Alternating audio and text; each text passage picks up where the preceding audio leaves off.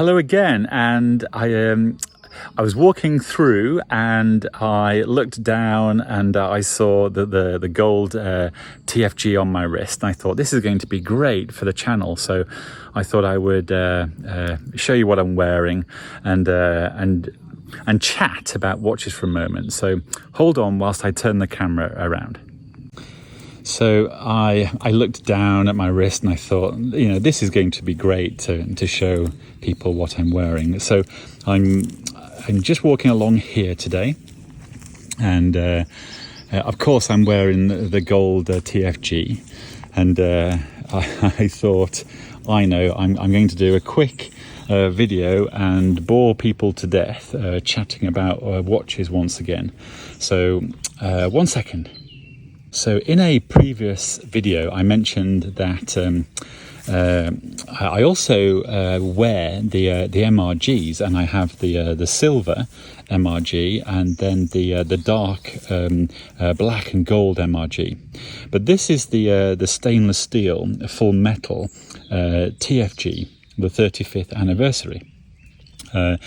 There is another watch very similar to this, and I forget its part number, but it's basically gold with a negative display, but this has the positive display, and on this occasion the positive display was awarded to the polished gold variant, because with the negative display it has a brushed bracelet and a brushed bezel. But on the TFG, which was the 35th anniversary full metal gold, it's actually polished on the bracelet and the bezel.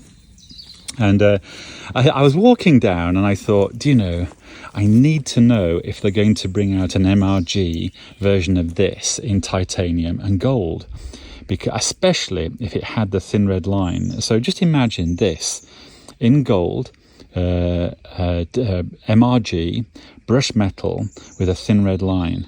And I know that if G-Shock released that, I would be in so much trouble. And I thought, are they going to do that? Because if they are, I need to know about it so I can save up and work out, what I'm doing. But because the gold watch, this full metal, is proving to be my daily driver, I suppose. It's the thing I'm wearing all the time. And it might be because I'm in the country and it's warm weather, but it must be because I like the colour of gold, and I think it matches what I'm wearing. I've got wellies on today, and have you noticed that they match the decoration, and that they match because green and gold goes together very well, and of course. Once again, we know green and gold goes together very well. And so maybe the environment is the thing that makes me wear the TFG. And I wonder what the science would suggest, because I bet you that science does suggest the reason that I'm gravitating towards the gold colour is because of the environment I'm in. I mean, isn't that an interesting thing? So, if they are going to make an MRG titanium version of this in gold, I have to know about that, because it's going to be the coolest thing ever. Now, hold on one moment. Now, I've said in another video, in fact, I've said a few times now, my Grail watch, the thing that I really want is the solid gold version of this, hitting the $70,000 retail mark. What a crazy amount of money. But I swear, if I had that watch, I would wear it, or because this is about 150 grams, because it's stainless steel. It might be 170, but I know that the solid gold version is 300 grams. So the solid gold version of this is double the weight, and I know that I would wear it. Look at that, how cool it is. Isn't that cool? And so what I thought I would do is just bolt on to this video. In fact, I'm just going to carry on chatting. And so this is going to be a watch talk stroke watch rant. It's not really a rant. I'm just going to chat about watches once again. And so I recently watched a couple of videos on YouTube, and one guy was chatting about his watch journey has now resulted in him wanting to sell his collection. Not because he's bored of watches, but he's maturing, and he thinks his watch collection is maturing, and he doesn't see the need to have many different variants anymore, or to have many different watches. He's going to sell his collection and then buy a more curated collection. In fact, the guy's the Urban Gentry. I'm going to put his video down below because it's actually a good video, and his video editing is very nice. And I like how he's presented all the information and the facts, and he's also explaining what he's doing. But he mentioned he's going to stop collecting he's going to sell his watch collection and then curate it, perhaps to about 3 watches, and stop getting many color variations on each watch. And I thought to myself, gosh, well, I'm the king of getting all the variants of the same watch. I literally have 3,000 squares. Actually, it's not that many. I think I've only got 5, but I've got basically that design in different colors and materials. And he mentioned that, why would he do that? Why would he, he doesn't want to do that. And as I'm listening to the video, I thought, heck, I want more variants. I mean, I've just explained that I want, an MRG, a gold, and it will look just like this, but with a thin red line. And that's, that's made my day thinking about it. And it doesn't even exist yet. So I thought to myself, am I going crazy? There's this credible guy here explaining he's going to sell his collection and he won't do multiple variants. And I'm thinking, that's exactly what I want to do, so who's crazy, he or me? And not only that, the MRG version of this and the solid gold version, we are straight into the Swiss pricing territory. In fact, the solid gold, it makes Swiss watches look like, a peasant's day out. It looks like you are scrimping because, it's just so cool. Anyway, so I thought, so how does his testimony at this point in time about his watch collection, how does that relate to me?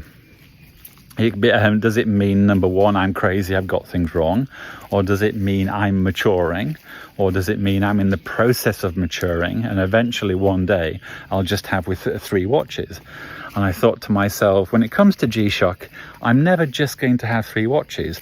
I'm going to have about 33, and half of them are going to be MRGs and worth a small fortune. And, I'm going to have to live with that problem because, all that disposable income, wrapped up in things that go around my wrist, and they all look the same. So, I'm completely bonkers and losing my mind, perhaps. But then I think, hold on a second, collecting these bad boys is making me feel very happy. I wake up in the morning, I think I'm going to put on a t-shirt and some Wellingtons, and I'm going to wrap a G-Shock around my wrist, and I'm going to rock. I'm going to rule the roost. I'm going to go and have a meeting, a very important meeting with a bunch of people in suits and ties, and I'm going to basically look like this. And I won't have had a shower, and my hair could look worse than that. And what's going to carry it all off is I'm going to be wearing that, and every single person in that room is going to be thinking, what the hell is he wearing? And then they're going to think, there's only one reason a person could look like that and wear that watch. They're either crazy and stupid, or they are the boss. And the latter tends to be the outcome. So that's kind of cool. And, plus it's making me happy. It's making me very happy. So I imagine that lots of people are thinking, Stephen, you have lost the plot. Your priorities in life, your focus on the big issues, on the wider issues, they're completely wrong. You've got your focus, you are losing the plot. Your interest and your passion seems to be wristwatches. Now, I know there are some G-Shock guys out there that are totally going to understand me, and they're going to be sat there thinking, Stephen, you're right. He's right. He's absolutely right. I have 57 G-Shock Frogmen, and I need another 57. And it reminds me, on Facebook, one of these Facebook groups I'm in, I think G-Shock is in the title, there's a guy that has G-Shock collections. And he doesn't just, collect the squares. He'll collect the squares, the frogs, the rangemen, and every other different type of G-Shock. And then he doesn't just have 3 of them. He doesn't just have 5 of them. He has the whole lot. So you mention a model reference, and you whiz through the Facebook pages, and you'll find one of them, and there are about 15 others, all the different color variations. He will have them, and not only that, he focuses on them in very good quality, front and back and side. And, it's the coolest thing I've ever seen. And I thought, this guy is rocking. He is absolutely dealing with this situation. And he's showing everybody else, how you should roll, how you should play this game. When it comes to G-Shock, you don't just have a G-Shock. You have a warehouse of G-Shocks. And you have all the different color variations you can possibly think of. And then when people start to think you've got a massive problem, you then tell them that, hold on a second, you haven't seen the MRG crew or the precious metal versions that I've got, and that's when, the flexing really starts happening. Anyway, I'm just having a bit of fun there. But because this is a passionate hobby, it's a bit of fun, really. You can probably see, how I'm coping. And I think Pete McConville, and I forgot his YouTube channel the other day. I think in one of his videos he says, "Is this an affliction? Is this just a good hobby, or do you have a problem?" And I thought it's definitely both. Because collecting these things isn't cheap, and it can get expensive, but one good thing about collecting watches is that the popular good watches, when you've purchased them, they do tend to hold their value, and if you do have to sell them, and many people actually do have to sell them so they can buy another watch. Often you lose a little bit, but it doesn't break the bank, and you're certainly not having your shirt ripped off by losing half the value or 2/3 of the value. You're just losing a little bit, and it's that little bit that's probably the cost of the hobby overall. And I have chatted with people, and I suppose I've experienced it myself, that when you look at over the years what you've spent on watches, and then you take away the selling of them, and you're left with a gap, that's probably the real cost of your hobby. And it is much, much less than you realize. It's almost an admin charge. So that's one really nice thing about watches, especially these good watches. A lot of the Swiss brands, they're very good at holding their value. So if you have to sell them, they sell very well. And G-Shocks, these are great things to buy if you're going to have to sell them, after a while, because you will lose a little bit, but it doesn't. It's not the end of the day, and somebody will buy them, so they do sell very well. Anyway, I sort of rambled there, and I was literally just walking along here because I need to get somewhere, and yeah, there you go. And I hope I haven't bored you senseless, and I do hope everyone is well, and I will speak to you again soon.